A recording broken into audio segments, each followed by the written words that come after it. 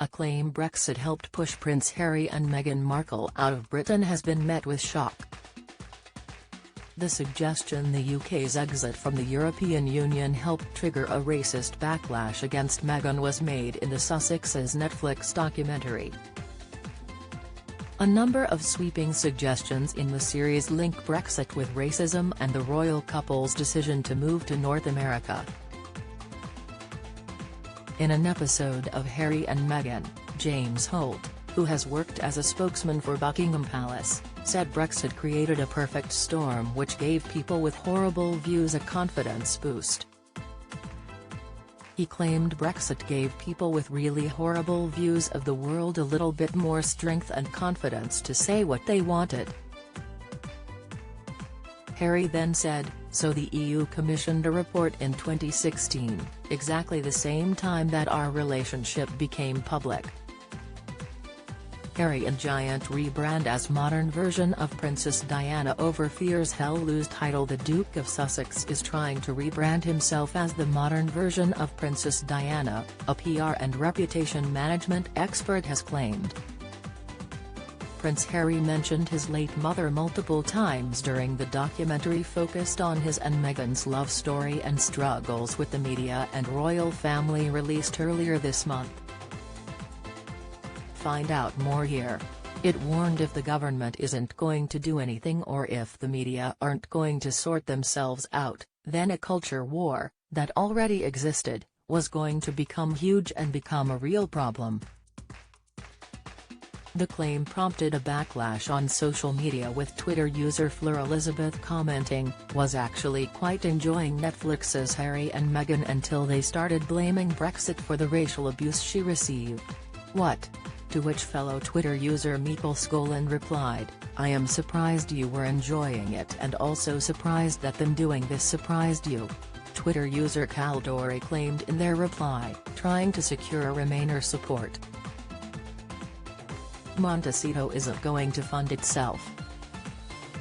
Read about police storming a Devon holiday park. Harry and Meghan's Brexit claims also sparked a backlash among Tory MPs. Peter Bone MP told Mail Online it was ridiculous to suggest the Brexit debate was racist. He pointed out immigration from places such as Afghanistan and Hong Kong has increased significantly since Brexit, with Britain now able to decide who should be allowed in. Mr. Bone said, "The idea that this was some racist thing is the most ridiculous argument that the opposition to Brexit put up, and if that is what the Sussexes think, then they are completely out of touch." Former Brexit Minister, Lord Frost, also dismissed the claim. He told the same publication, "This smear just does not stand up to examination." The Tory peer added, "All opinion surveys show Britain is an unusually welcoming country to people of all backgrounds, has among the lowest levels of racism in Europe and is most positive about diversity." However, the historian and broadcaster David Olusoga argued in the documentary that immigration was at the heart of the Brexit debates during the 2016 Brexit referendum. He said, "If you go back and look at the social media of that moment, immigration is at the absolute center of those debates, and immigration is very often in this country a cipher for race."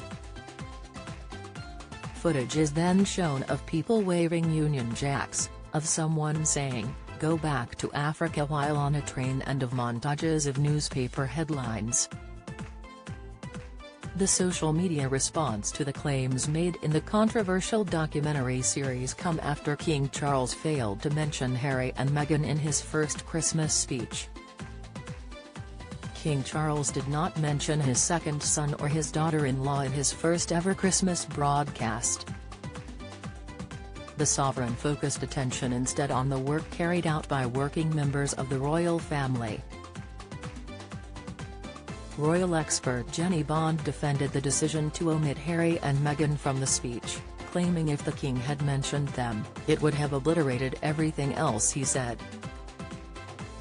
Ms. Bond told GB News, "I think if he had mentioned them then it would have obliterated everything else he said." That's all we'd be talking about. Harry and Meghan can say what they want, complain as much as they want publicly, but the royal family are not going to be goaded into a public response, and I think that is the most dignified way of going about it.